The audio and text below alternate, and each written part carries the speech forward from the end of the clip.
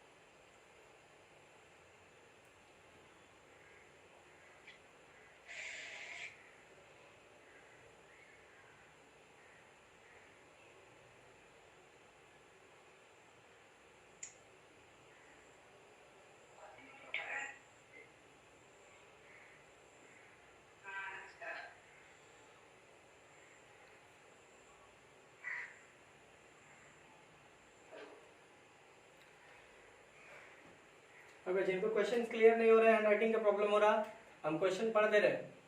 3 charged particles proton, neutron and alpha with same kinetic energy moves perpendicular to the magnetic field. Full stop. Then find the ratio of their radii. इनके radius के आपको इनका ratio निकालना है। Given that proton, neutron और alpha का मास भी हमने दे दिया है और चार्ज भी हमने आपको दे दिया है, चार्ज भी हमने बता दिया। प्रोटॉन का मास m, इसका 2m और इसका 4m, और प्रोटॉन का चार्ज e, ड्यूटेरियम का न्यूट्रॉन का e और अल्फा पार्टिकल का 2e। जिसको न्यूट्रॉन नहीं पता, आपको बता दें कि न्यूट्रॉन भी एक हाइड्रोजन का आइसोटोपी है, जिसको हम ड्यूटेरियम बोल रहे थे, या ड्यूटेरियम हम बोलते थे शुरुआत से। इसी ड्यूटेरियम को हम न्यूट्रॉन बोल रहे हैं, जिसका मास 2m है और चार्ज e। बनाइए, बने तो भी बताएं, ना बने तो भी बताएं।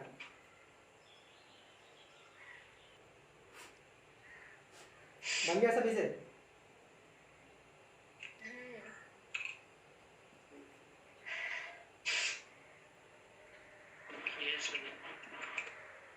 चलिए ठीक है, आंसर बताइए क्या है।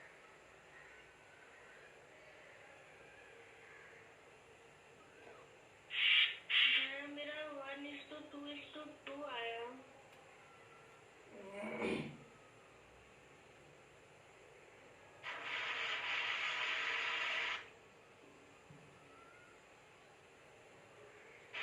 मेरा भी सेम। भैया मेरा √2:2 आया है।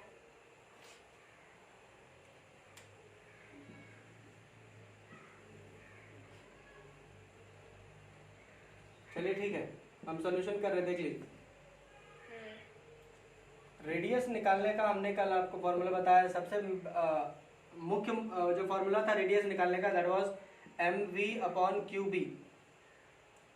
अब इस वाले में प्रॉब्लम यहाँ पर यह है कि हमारे पास मास है, q है, मैग्नेटिक फील्ड ज्यूम कर लेंगे कि सब एक ही में है, तो b ऑलमोस्ट कट जाएगा बाद में। रहा मेरे पास केवल वेलोसिटी। वेलोसिटी मेरे पास नहीं है, इनमें से किसी के पास वेलोसिटी नहीं है। काइनेटिक एनर्जी से मूव कर रहा, हाँ, काइनेटिक एनर्जी को, वेलोसिटी को हम काइनेटिक एनर्जी के फॉर्म में हम जरूर लिख सकेंगे। So now I know that this one is equals to √2m kinetic energy upon qb। अब यहाँ पे काइनेटिक एनर्जी की जगह k लिख लीजिएगा, लंबा लग रहा है तो कोई इश्यूज नहीं मेरे को। तो उस हिसाब से हमारा सबका अगर हम निकालेंगे तो radius of the proton, radius of the proton आएगा हमारा 2 mass of the proton into kinetic energy by charge of the proton into B. Radius of neutron आएगा हमारा √2 mass of neutron into kinetic energy upon Q of neutron into B. उसके बाद हमारा R of alpha आएगा √2 mass of alpha kinetic energy upon charge of alpha into B. ये हमारा आएगा। अब इसके बाद इनका रेशियो निकालना है। रेशियो निकालने के लिए स्क्रीनशॉट लेना हो किसी को तो वो ले सकता है, हम मिटा देंगे।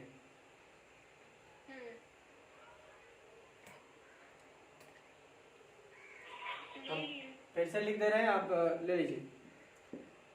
Alpha m, 2m, 4m, e and 2e। Screenshot ले लीजिए, हम मिटाएंगे, क्वेश्चन मिटाएंगे हम।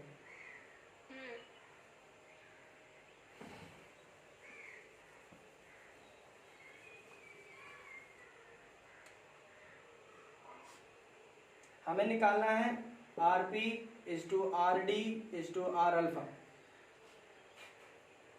rp हमारा आ रहा है, अगर यहीं से हम देखेंगे √2mp kinetic energy upon q of p into B is 2। Deuterium का आएगा मेरा, न्यूट्रॉन का 2md ke upon q d into B is 2 √2m alpha kinetic energy upon charge of alpha into B. इस केस में हमारे पास ये 2 कटा, ये 2 कटा, ये 2 कटा, काइनेटिक एनर्जी कट गया, काइनेटिक एनर्जी कट गया, बी बी और ये बी यहाँ से कटा। हमारे पास यहाँ पर मात्र बच रहा है under root mass of P into charge of P is to mass of deuteron upon charge of deuteron is to mass of alpha into charge of alpha. चलिए स्क्रीनशॉट ले लीजिए, हम इधर मिटाएंगे। ले लिए।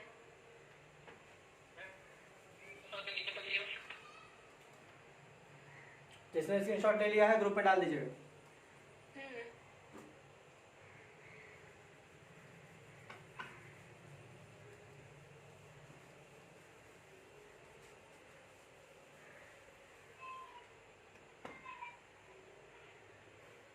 अब हम वैल्यूज पुट करेंगे।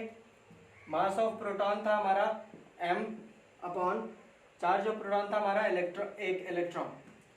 मास ऑफ न्यूट्रॉन था हमारा अंडर रूट 2m था अपॉन चार्ज था हमारा इसमें भी इलेक्ट्रॉन, एक इलेक्ट्रॉन था। मास ऑफ अल्फा था हमारा 4m अपॉन 2e। इस केस में m कटा, m कट गया और यहाँ पे m कट गया, इलेक्ट्रॉन भी ये कट गया 2 ठो। यहाँ पे रूट 1 आएगा is to root 2 is to 200 to 4 root 2। यहाँ पे आपका ये 2 हो जाएगा और 2 2 का कट के 1 हो जाएगा। 1 is to root 2 is to 1 is the ratio.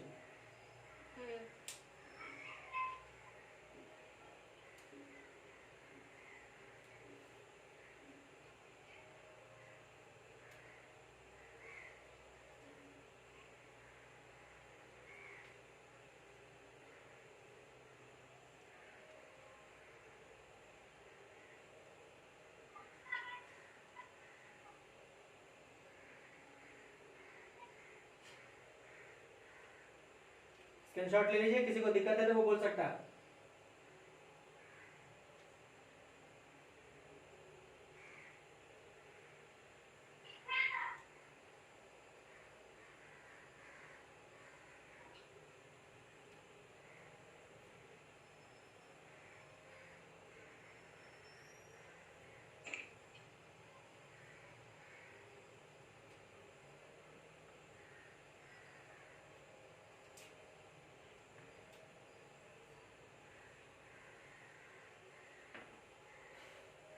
Screenshot ले लिए। किसी को दिक्कत है तो वो बोल सकता है।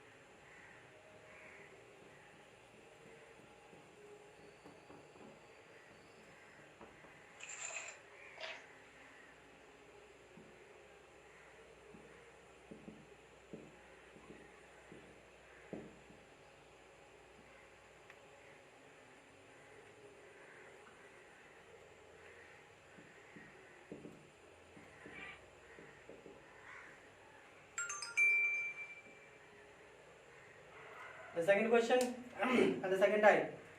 3 charged particles, proton, neutron and alpha are accelerated with the same potential V, moves perpendicular to the magnetic field, full stop. To find the ratio of their radii. Again, find the ratio of their radii.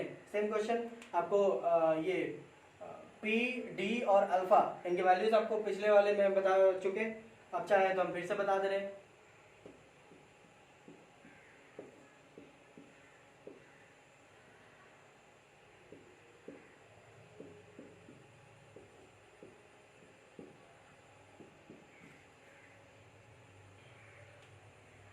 बनाइए, बन जाए तो बताएं, ना बने तो भी बताएं। हो गया?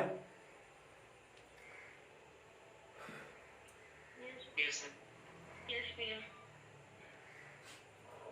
बन गया? हाँ भैया, हाँ।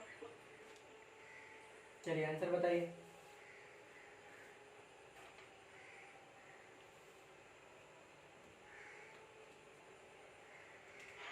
1:2:2।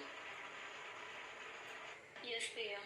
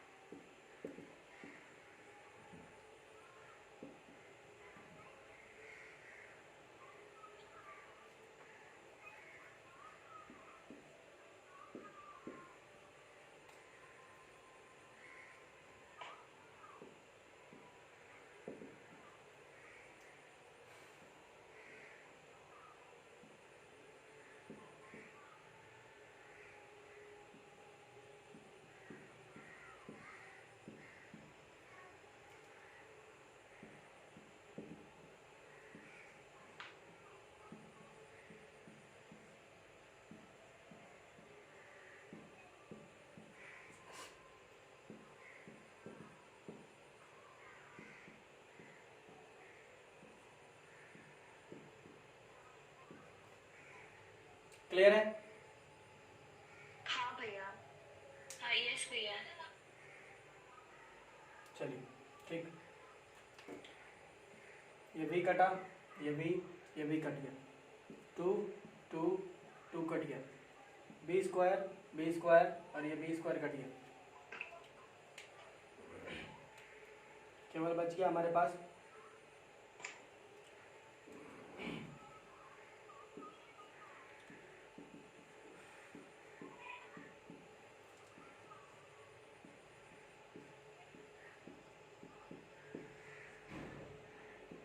मास of alpha into charge of alpha.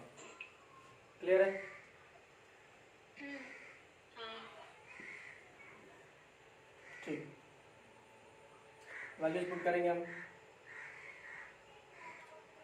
Mass of proton was m और e into 2m upon e 4m upon 2e।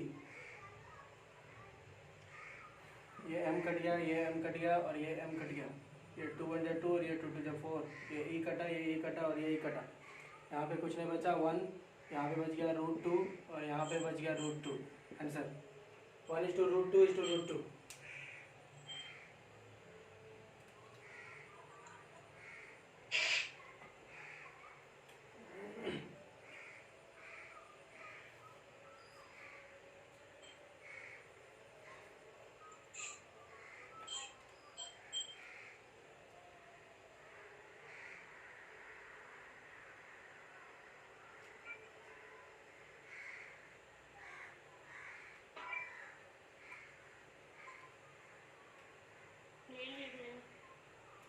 हो गया?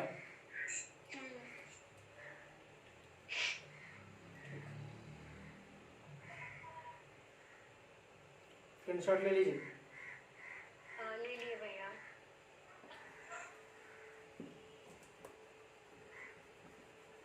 जिसने नहीं लिया है ग्रुप में किसी से मांग लीजिएगा, वो दे देंगे। जो अपन बढ़िया से लिए हैं उससे मांग लो।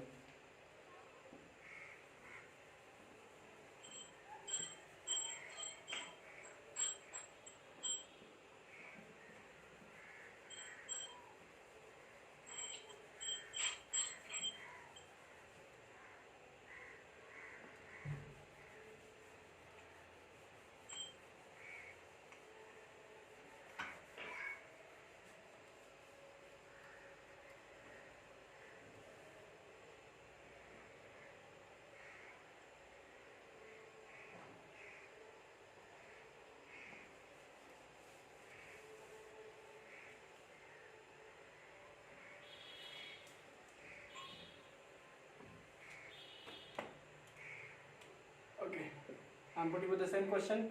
This time I'm asking you to find the ratio of their time periods. The same question, three charge particles, proton, neutron and alpha are accelerated with the same potential V, which is moving perpendicular to the magnetic field. Then find the ratio of their time periods.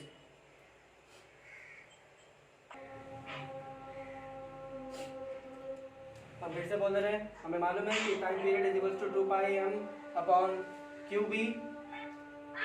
Time period for the proton is इतना, time period of the neutron is इतना and the time period of alpha is इतना. सब में से हमारा 2 पाई 2 पाई 2 पाई और b सबका same था, इसलिए सबका कॉमन खत्म हो गया, कट गया. यहाँ पे केवल mass of proton upon charge of proton, mass of neutron upon charge of neutron और mass of alpha upon charge of alpha बचता है. हम वैल्यूज पुट करेंगे. मास ऑफ प्रोटॉन m था, इसका e, इसका 2m था, इसका चार्ज e, इसका 4m था, इसका चार्ज 2e. काट कुट के हमारे पास बचा 1:2:2 is the required ratio what I would need.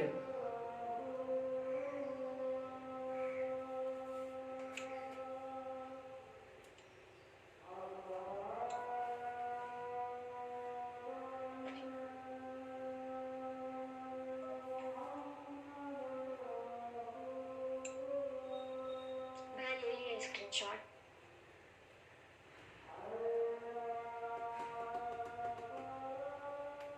ले लिया मैंने. ले ली भाई.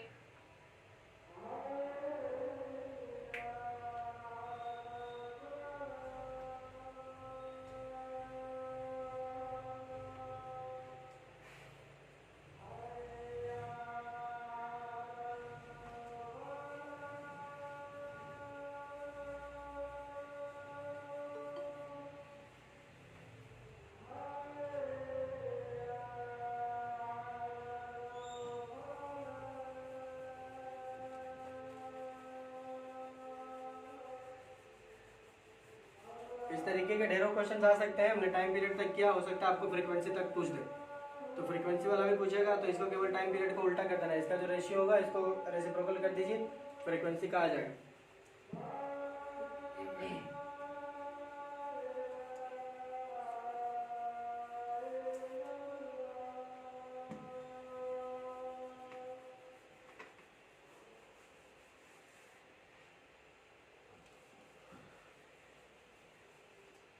किसी को दिक्कत हुआ हो तो बोल सकते हैं.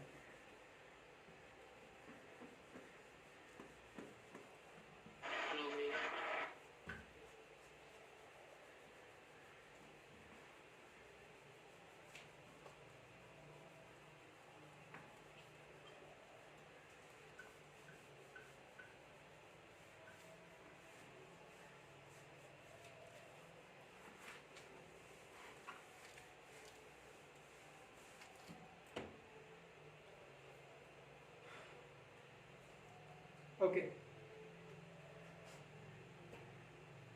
So the next thing that we are going to discuss is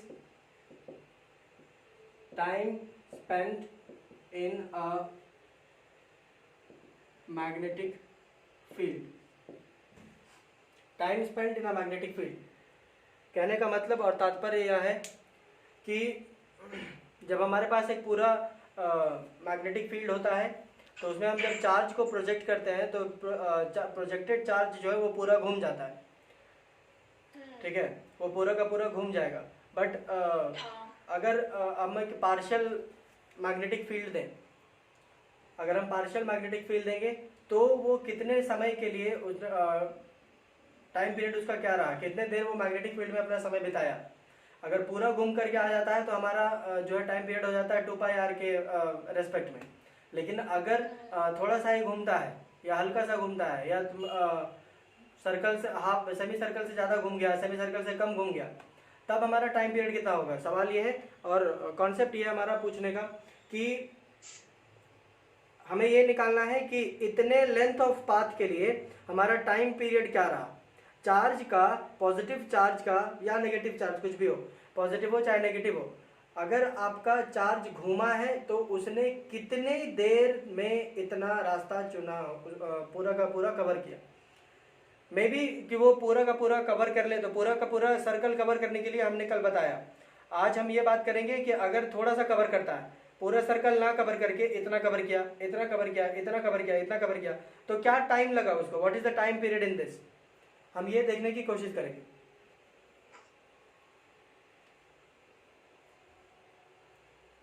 हाँ भैया,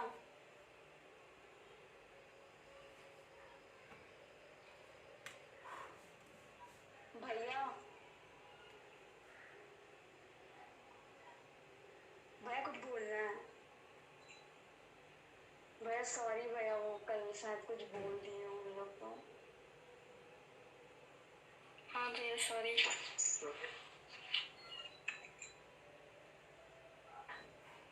ध्यान दीजिए यहाँ पे, लेट अस से कि हमारे पास एक मैग्नेटिक फील्ड है,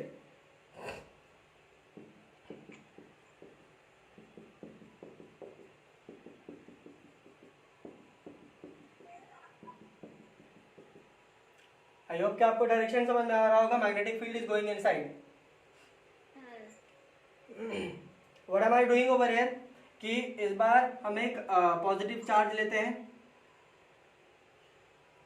पॉजिटिव चार्ज हमने लिया यहाँ पर, और इस पॉजिटिव चार्ज को कुछ इस प्रकार से हमने मैग्नेटिक फील्ड में प्रोजेक्ट किया है, ऐसे इधर।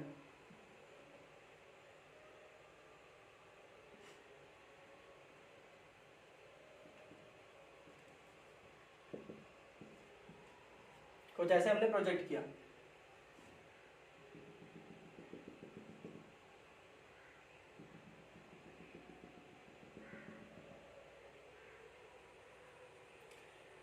इस केस में हमें ये देखना है कि हमारा मैग्नेटिक फील्ड किधर जा रहा है। अब हम देखेंगे कि क्या ये एक सर्कल बना भी रहा है कि नहीं बना रहा।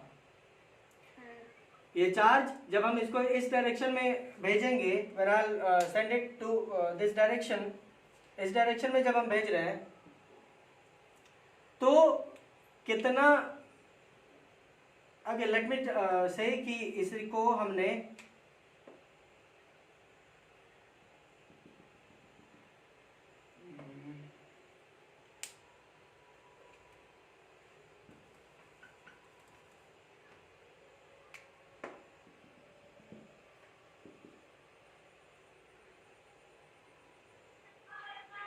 कुछ ऐसे हमने भेजा, लेट अस से कि हमने इसको प्रोजेक्ट किया है with an angle theta over here, हमने यहाँ पे थीटा एंगल से इसको प्रोजेक्ट किया।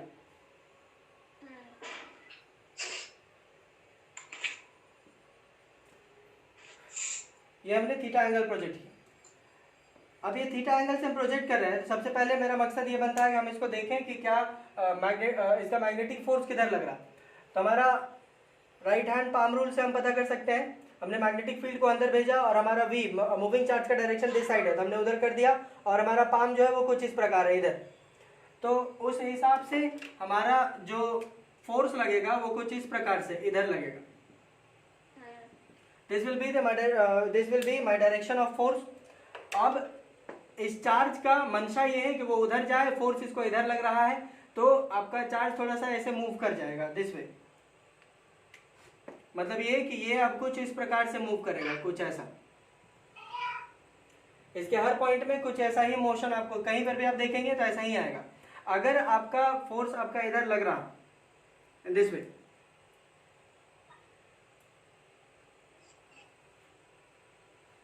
क्लियर है?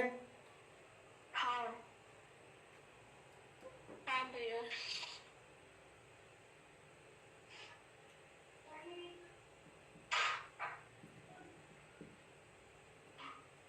ओके,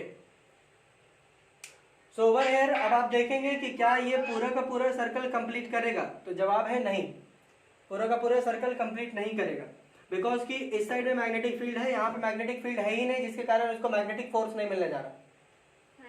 तो ये चार्ज पार्टिकल जो है वो केवल इस एरिया में जहाँ पे मैग्नेटिक फील्ड था वहां पे ये अपना पूरा का पूरा जो इसका जो भी इसका मैकेनिज्म रहा वो केवल यहीं पर रहा, इस साइड नहीं रहा। वाई? बिकॉज कि एक्सिस के इस साइड डायरेक्शन में हमारे पास कोई मैग्नेटिक फील्ड है ही नहीं। मैग्नेटिक फील्ड है ही नहीं तो ये मूव क्या करेगा, और जबरदस्ती मूव करा भी देते हैं तो मैग्नेटिक फील्ड ना होने के कारण मैग्नेटिक फोर्स इसमें लगेगा नहीं। और मैग्नेटिक फोर्स नहीं लगता है तो फिर अगर आपको यहाँ से v वेलोसिटी से अगर आपने प्रोजेक्ट कर दिया इधर तो ये इधर ही चलता चला जाएगा। वाई? बिकॉज मैग्नेटिक फील्ड इसके पास नहीं है, यहाँ पे मैग्नेटिक फील्ड रहा नहीं तो मैग्नेटिक फोर्स नहीं रहा, वो ये मैग्नेटिक फोर्स था जिसके कारण ये इधर घूम रहा था, इधर आ रहा था। इस प्लेन में यहाँ पर इस प्लेन में कोई मैग्नेटिक फील्ड है ही नहीं। मैग्नेटिक फील्ड ना होने के कारण मैग्नेटिक फोर्स जो इस डायरेक्शन में लगना चाहिए था जिसके कारण ये सर्कल कंप्लीट करता, वो है ही नहीं। मैग्नेटिक फील्ड नहीं है इस साइड जिसके कारण मैग्नेटिक फोर्स नहीं मिलेगा, और मैग्नेटिक फोर्स ना मिलने के कारण ये जो आपका इधर आना चाहिए था सर्कल कंप्लीट करने के लिए वो इधर ना आकर के ये सीधा प्रोजेक्ट हो जाएगा। बिकॉज की चार्ज का वेलोसिटी v हमने शुरू से दिया था तो v यहाँ पे भी रहेगा, v यहाँ पे भी रहेगा, यहाँ पे भी रहेगा। हमने बताया था कि स्पीड जो है वो कभी भी चेंज नहीं करेगा, स्पीड हमेशा सेम रहेगा, केवल वेलोसिटी बदलेगी। और वेलोसिटी भी इसलिए बदलेगी बिकॉज हर पॉइंट पे इसका डायरेक्शन बदल रहा है, बस इसलिए मैग्नीट्यूड वेलोसिटी के नहीं बदल रहा।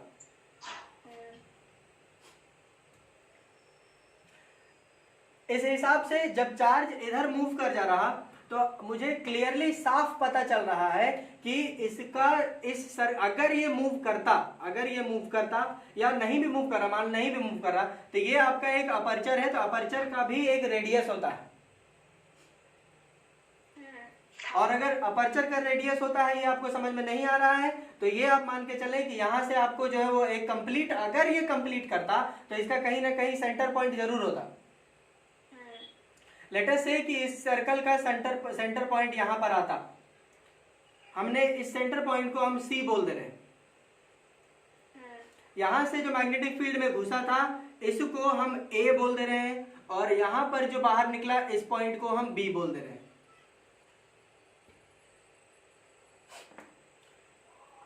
इस हिसाब से यहां से अगर हम एक लाइन ज्वाइन कर दे ऐसे,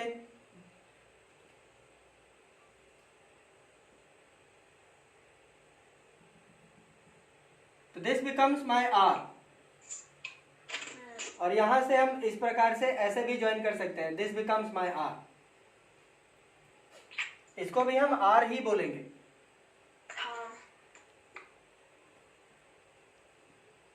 सिंपल सी बात है, अगर एक छोटा सा कॉन्वेक्स मिरर हो चाहे कुछ भी अगर आप देखे होंगे तो वो सर्कल का एक छोटा सा हिस्सा होता है केवल, वो बहुत बड़ा नहीं होता, लेकिन फिर भी इसका रेडियस होता है, यहाँ से हमारा रेडियस ऑफ कर्वेचर जो हम बात कर रहे थे। सिमिलरली यही वही चीज है।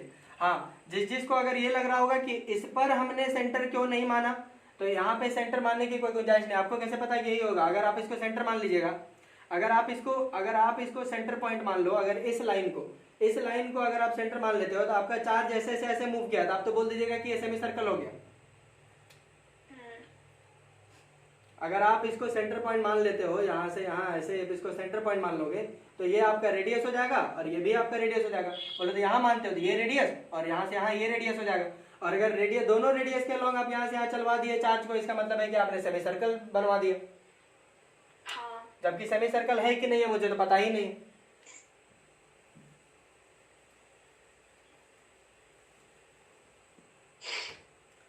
तो सिंपली सीधी सी बात यह है कि हमें नहीं मालूम है कि कहाँ ये वाला तो बिल्कुल ही नहीं होगा। हाँ, अगर वैसे कंडीशंस प्रिवेल करते हैं, ये थीटा अगर आपको गवाही देता है कि हाँ ये जो चीज है वो आपका सेंटर पॉइंट मान सकते हैं तो फिर ठीक है, अदरवाइज ऐसे नहीं मानेंगे।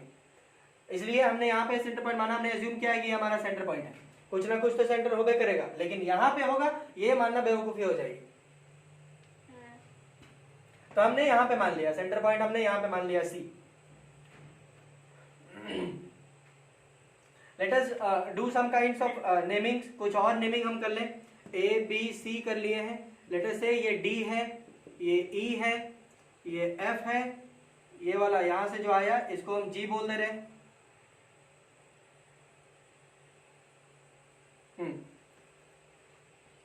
और समवेयर यहाँ पे हम कहीं पर एक पॉइंट हम अज्यूम करना नहीं है, हम आगे जो काम करेंगे उसके लिए ये जरूरी है आपको समझ में आए, इसलिए हम यहाँ पे अज्यूम कर ले रहे हैं। आर्बिट्ररी कोई भी पॉइंट हम अज्यूम कर ले रहे हैं। यहाँ पे हमने लिख दिया H।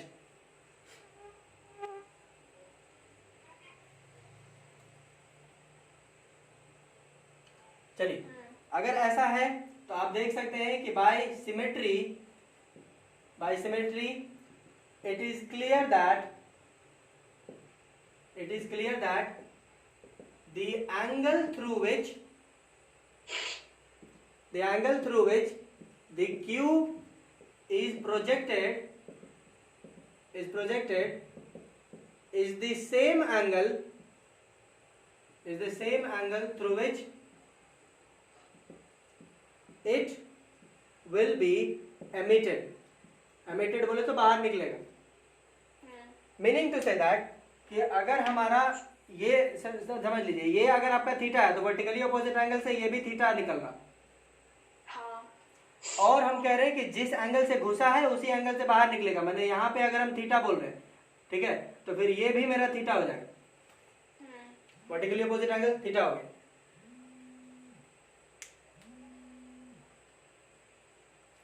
Hello, hello. अस्सलाम वालेकुम.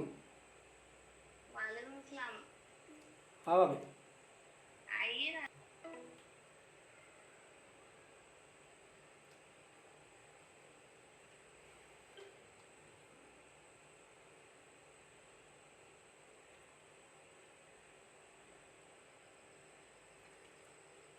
ओके.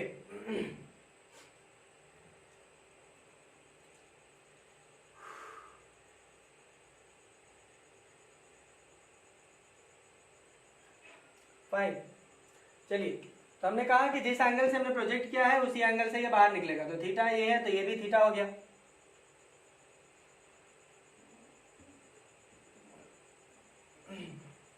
ठीक है.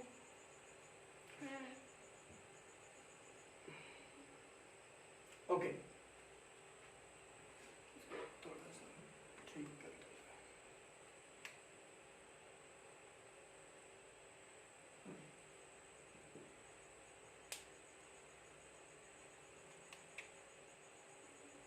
ये मेरा थीटा. चलिए, अब ध्यान देते हैं. देखिए, अब ये जो आपको रेडियस दिख रहा है, ये रेडियस और ये वेलोसिटी जिधर से ये जा रहा था, it is perpendicular to each other. हाँ. ये परपेंडिकुलर है. अगर हम नाम लिखें तो नाम लिख के अगर बताएं तो कुछ इस प्रकार से, angle C B V is equal to 90 degree. हाँ. बिकॉज ये परपेंडिकुलर होता है. फोर्स आपका इधर ही लगेगा, इस पॉइंट पे, इधर यहाँ पे लगने वाला था, और आपका वेलोसिटी उधर. और हम जानते हैं कि F is perpendicular to V and F is perpendicular to B also. तो ये परपेंडिकुलर है, ये 90 डिग्री है. ये 90 डिग्री है जिसमें से ये जो है वो थीटा बोल रहा है, तो ये मेरा 90 माइनस थीटा हो जाएगा. हाँ. जिसको एंगल डिस्क्रिप्शन ना समझ में आए वो बोल लेगा, हम बता दे रहे हैं. ये वाला जो चीज है, ये यहां से यहां आएगा 90 माइनस थीटा. ये आया 90 माइनस थीटा. अब ध्यान दें again, angle DBH is also 90 degree.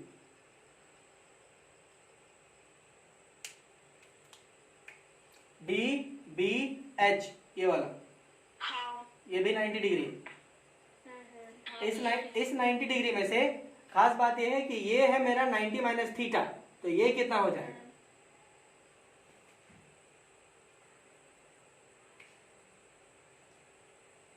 Theta हो जाएगा. Theta. If this is 90 minus theta, this must be theta. Yes भैया. ये जो है वो थीटा हो जाएगा.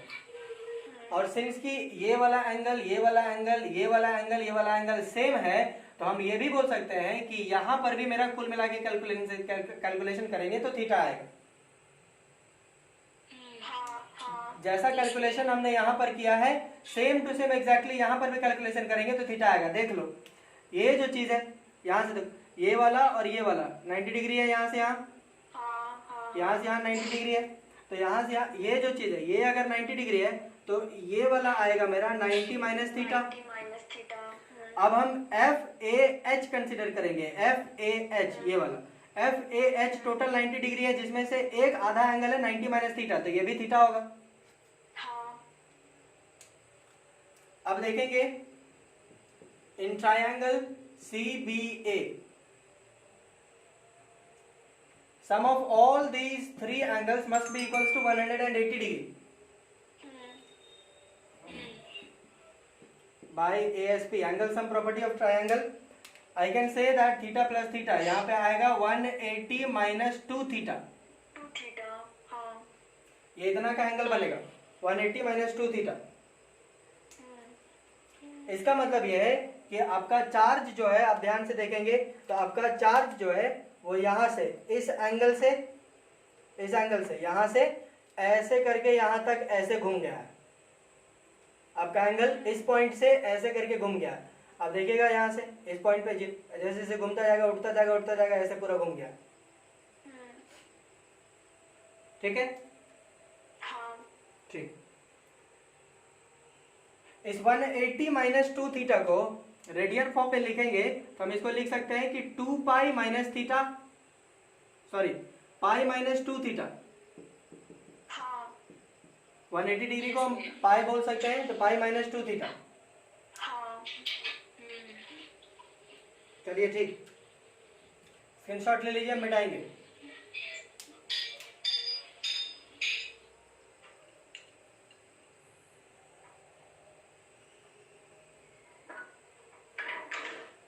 ले लिए भैया।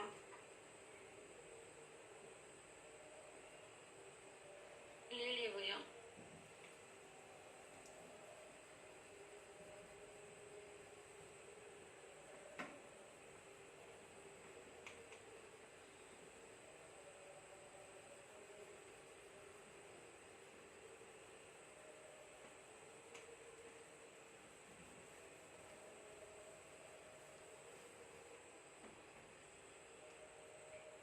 ओके,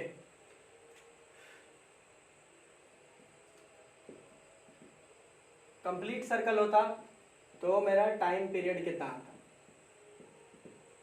कंप्लीट सर्कल कब होता? जब ये पूरा ऐसे करके ऐसे घूम जाता, मतलब 2 पाई थीटा अगर घूम जाता, 2 पाई थीटा अगर घूम जाता तो मेरा टाइम पीरियड कितना आता? 2 पाई m अपॉन db, हाँ, not DV. Sorry 2 pi m upon QB. QB, हाँ क्यूबी। अगर 2 पाई थीटा के लिए, 2 पाई रेडियन के लिए इतना घूम, इतना रहा कंप्लीट सर्कल के लिए इतना, जिसमें कंप्लीट सर्कल में 360 डिग्री का एंगल होता है, तो 360 डिग्री एंगल को हम 2 पाई रेडियन बोलते हैं। तो एक रेडियन अगर घूमता तो कितना जाता? तो एक रेडियन घूमता तो 2 pi m upon Q B into 2 pi, ये 2 पाई कट गया, केवल मेरे पास बचता m upon Q B. QB, हाँ। एक रेडियन में इतना घूम रहा है, तो हमारा जो चार्ज है वो कितना रेडियन घूम गया है? यहाँ से यहाँ तक घुमा है, यहाँ से पाई माइनस 2 थीटा। तो पाई माइनस 2 थीटा रेडियन में कितना जाएगा? एक रेडियन में जितना गया उसको मल्टीप्लाई कर दीजिए, 2 पाई माइनस थीटा। इतना मेरा टाइम पीरियड आता। इसका मतलब ये है कि this time period over here is m upon Q B into pi minus 2 theta. This one is the time spent in a magnetic field. If the charge is not completing a full circle, अगर आपका charge पूरा circle complete नहीं कर रहा है तो इसका साफ तौर पे खुला मतलब यही है कि इतना ही टाइम पीरियड के लिए इसने मैग्नेटिक फील्ड में अपना समय बिताया।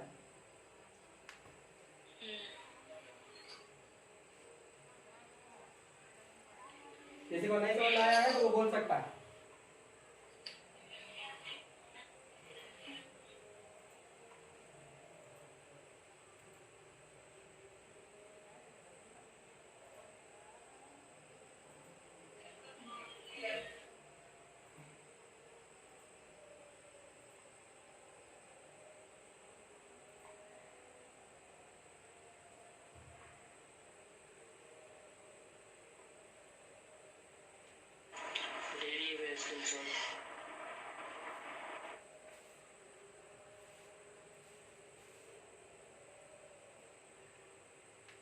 हो गया?